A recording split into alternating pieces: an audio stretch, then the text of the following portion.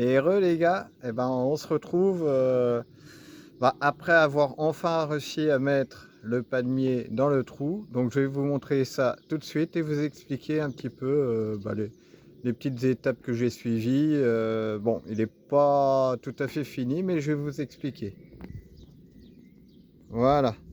Donc là, comme vous pouvez le voir, bon, le trou, je l'ai fait très très large exprès justement. Il va avoir besoin pour que ces petites racines que vous voyez là puissent bien prendre. Il a besoin d'une terre travaillée, donc décompactée et tout ça. Et puis ça va me permettre aussi à moi de faire mon mélange. Donc avec ce terreau là, de toute façon j'aurais fait une photo, hein. J'ai fait quelques photos complémentaires aux vidéos. Et comme ça vous pourrez voir un petit peu les procédés, les mélanges que j'ai fait, et puis aussi la sous-couche là, voilà, avec les gravions. Et voilà comment j'ajuste aussi. Et pareil, au niveau de la profondeur, je me suis fait en fait un petit repère tout simplement. Euh, alors, excusez-moi pour les photos enfin la vidéo qui zoome un peu sur les herbes. Mais voilà, en fait, j'ai un simple piquet, un simple tuteur. J'ai fait un petit repère comme ça dans mon bac. Alors, c'était pas celui-ci, hein, c'était l'autre. Mais je me suis fait un repère au niveau de la motte, tout simplement. Et, euh, et ça m'a permis de déterminer la profondeur de mon trou. Donc, une fois toutes les couches remises en place, le mélange fait. Et après, ben voilà, avec mon gabarit et la petite marque que j'ai fait, j'ai regardé de sorte que ce soit bien au niveau du sol. Donc, voilà, ce que je disais, en fait, c'est vraiment le haut de ma motte. Donc, cette partie-là, voilà, j'ai essayé de l'équilibrer pour faire en sorte que ce soit vraiment au niveau du gazon.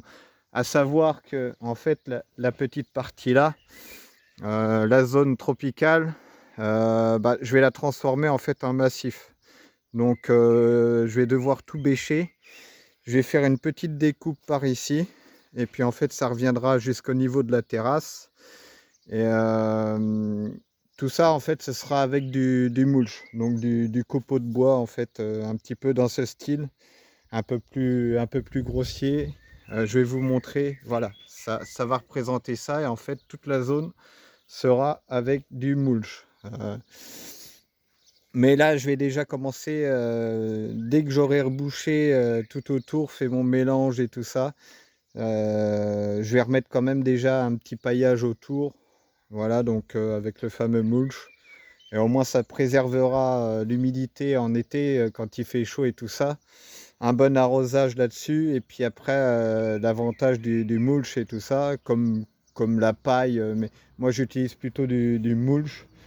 Et ça préserve vraiment l'humidité quand il fait chaud. Et puis ça protège aussi du froid en hiver. Donc c'est double action. Donc voilà, en fait, les bébés, ils sont là. À savoir que j'ai aussi encore deux petits dans une serre, mais qui sont séparés. Mais je vais faire un petit travail et les regrouper à la plantation. Mais ils sont beaucoup plus petits que ça. Ça sera beaucoup moins galère, hein, je vous garantis. Le trou sera nettement moins gros déjà. Donc voilà. Et puis quand on a fait avec un comme ça, des plus petits, après ça devient facile. Donc voilà, j'ai bien séparé aussi parce qu'en fait, mon terrain, il est divisé en deux couches. Donc une terre plus glaise, type glaise argileuse, et une terre un peu plus terre de jardin bien riche et beaucoup plus belle. Vous voyez comme elle est foncée. Et l'autre, elle est vraiment brun clair. Donc c'est pour ça, j'ai préféré vraiment bien, bien séparer et puis garder vraiment ma belle terre. Voilà, j'en ai même gardé la brouette. Et ça, c'est la terre que j'ai bien affinée quand il faisait encore sec, parce que je me suis pris une bonne averse entre-temps. Et l'avantage, c'est que là, ça va aller super bien à mélanger justement avec mon petit terreau spécial agrumes et plantes méditerranéennes, comme je vous l'ai dit tout à l'heure dans la vidéo précédente. Voilà, c'est des mélanges voilà, qui contiennent justement tous les éléments nutritifs qui conviennent le mieux à ce genre de plantes comme les bananiers, le musabajou. Voilà, c'est la variété la plus résistante chez nous, hein, dans le Grand Est. Donc voilà, et au nord de la France aussi. Après, faut savoir les entretenir en hiver. Voilà, mais ça, je vous referai peut-être une petite vidéo explicative quand j'aurai mon musabajou et que je ferai ma plantation. Je vous l'expliquerai peut-être en, en vidéo si ça vous dit, hein. Voilà, voilà. Donc, dans tous les cas, je vous referai une troisième petite vidéo une fois que j'aurai fini tout ça. Donc, vous voyez, j'ai découpé, j'ai été obligé de le découper parce que je pouvais toujours le coucher et puis essayer de le sortir comme ça, mais j'aurais trop abîmé la motte. Alors que là, j'ai réussi à bien la préserver.